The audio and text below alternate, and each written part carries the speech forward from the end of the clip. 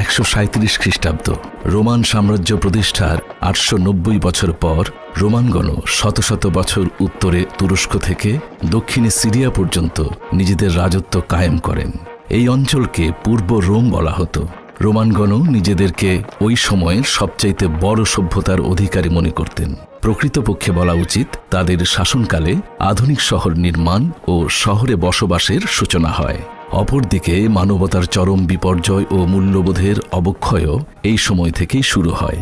ওই সময়ের পূর্ব রোমের একটি বিখ্যাত অঞ্চল ছিল ফিলাডেলফিয়া। এটি বর্তমানে জর্ডানের রাজধানী আম্মান হিসাবে পরিচিত। রোমের বার্তাবাহকগণ ফিলাডেলফিয়ায় প্রবেশ করেছেন।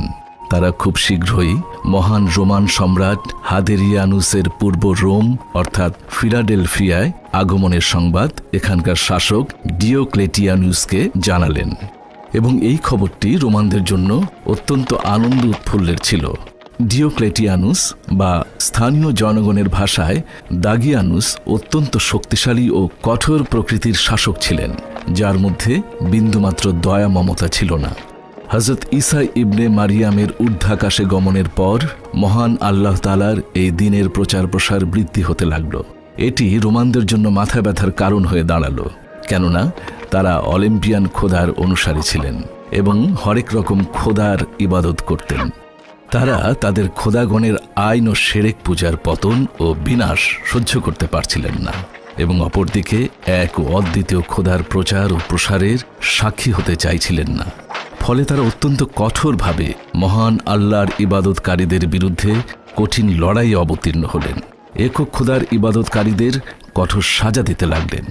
কিন্তু এত সব সাজা দেওয়া সত্ত্বেও নতুন এই দিনের প্রচার ও প্রসার দমিয়ে রাখতে পারলেন না।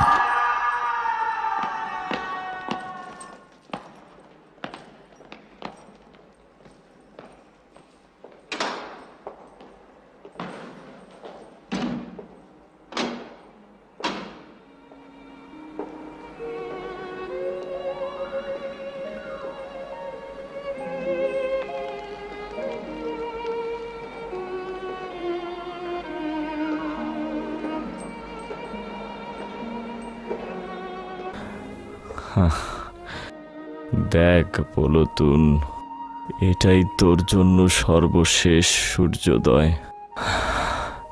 সম্ভবত আগামীকালের সূর্যোদয় আর দেখতে পাবো না। আজকে সফরের সরঞ্জাম গুছিয়ে নিতে হবে। কিন্তু কোথায় সেই সফর? তোর পরওয়ারদিগারের রহমতের সান্নিধ্যে। তার মানে এই দুশ্চিন্তার বেড়াজাল ছিন্ন করে তোর অনুগ্রহের কোলে ঠাঁই নেব। হে মেহেরবান দয়ালু, জানি তুমি মহানুভবতা দেখিয়েছ, এই তুচ্ছ বান্দাকে ক্ষমা করেছ, এই বেচারাকে তোমার রহমতের ছায়াতলে ঠাঁই দিয়েছ। আমি তো আসলে নিজেকে চিনি।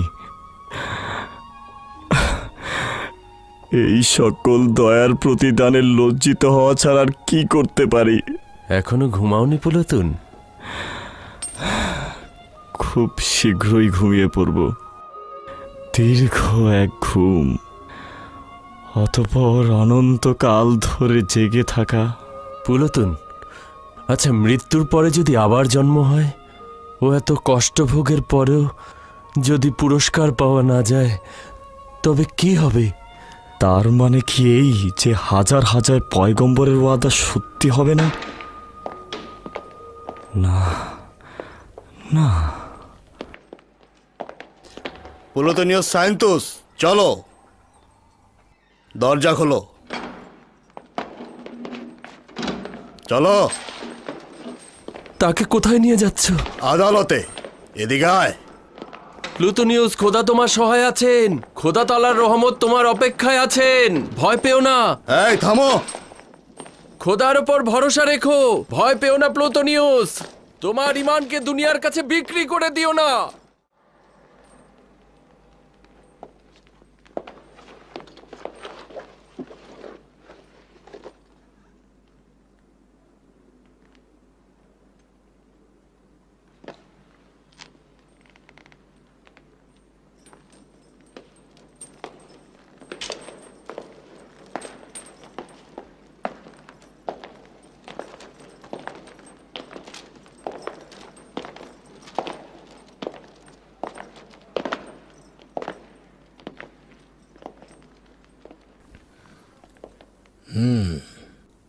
প্লুটোনিউস সাইন্তুস। জাতীয়তা রোমান। কোথাকার অধিবাসী? ফিলাডেলফিয়া শহরের। অভিযোগ কি?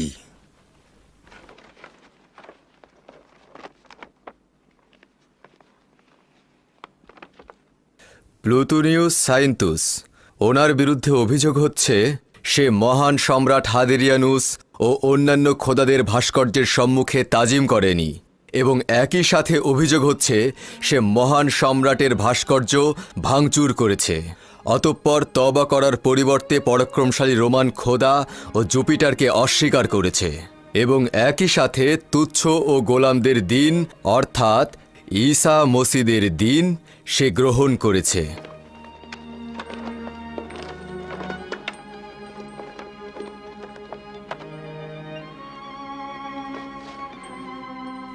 অভিযোগ সত্য? জি।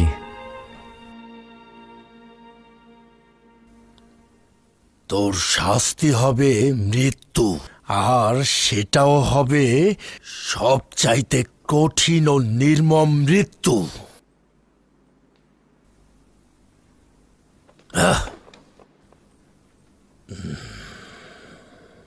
অর্থাৎ তোর মৃত্যু হবে আগুনে পুড়িয়ে মৃত্যু।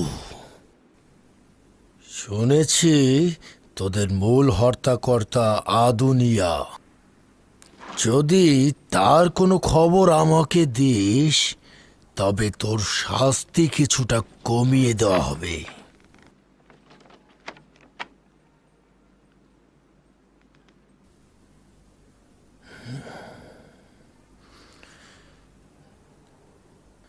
নির্বোধ।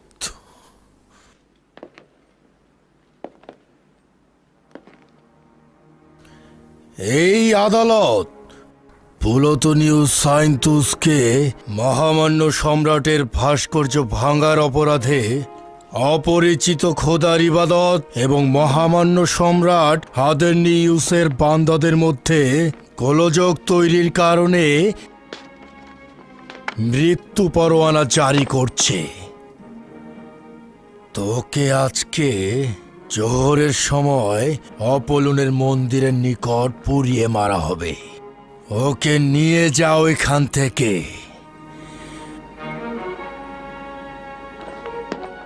নিয়ে যাও ওকে।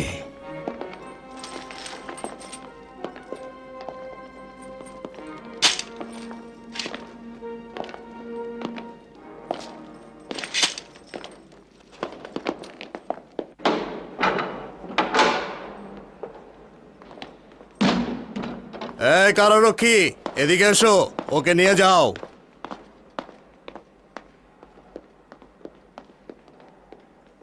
আয়।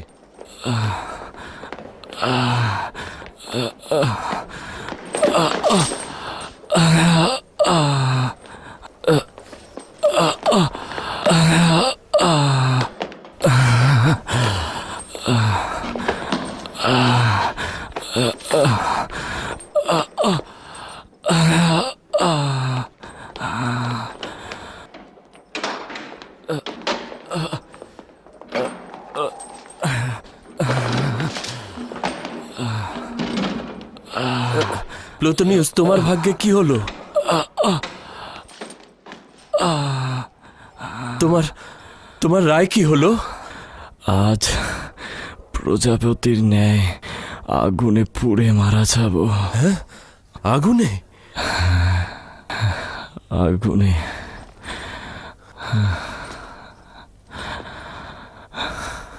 এটা তো সবচাইতে কঠিন শাস্তি। সম্রাটের ভাস্কর্য ভেঙে ফেলার অপরাধ সবচাইতে মন্দ গুণ আর সবচাইতে কঠিন শাস্তি। তাই বলে কি আগুনে পোড়াবে? তাতে কি পার্থক্য রয়েছে এদনান? অবশ্যই পার্থক্য রয়েছে। পূর্বে তো জেনাকারী, ব্যভিচারী ও জাদুকরকে আগুনে পুড়িয়ে মারা হতো, কিন্তু এখন তাওহীদে বিশ্বাসীদের পুড়িয়ে মারা হচ্ছে। একদিন তো মরতে হবেই। এই পদ্ধতিতে কি অসুবিধা রয়েছে? হয় আগুনে পুড়ে, নয়তো ক্রুশবিদ্ধ হয়ে। খুব দ্রুতই এই মাটিতে মিশে যাব। কি অবাক ব্যাপার, মাটি থেকেই জন্ম নিলাম, এই মাটি থেকেই খাবার সংগ্রহ করলাম, আবার সেই মাটিতেই মিশে যাব। কিন্তু কিন্তু ভয় হচ্ছে। তার মানে তুমি মরতে ভয় পাচ্ছ, তাই না? না, মৃত্যুকে আমি ভয় পাই না, পুনরায় জীবিত হওয়াকে আমি ভয় পাই। জানো, আমি গণনা করে দেখেছি, কয়েক হাজার দিন বেঁচে ছিলাম, কিন্তু এর মধ্যে জীবিত ছিলাম শুধুমাত্র 1 বছর। আদুনিয়ার সঙ্গে যেদিন মোলাকাত হলো সেদিন থেকেই বাঁচতে শুরু করলাম। এর পূর্বে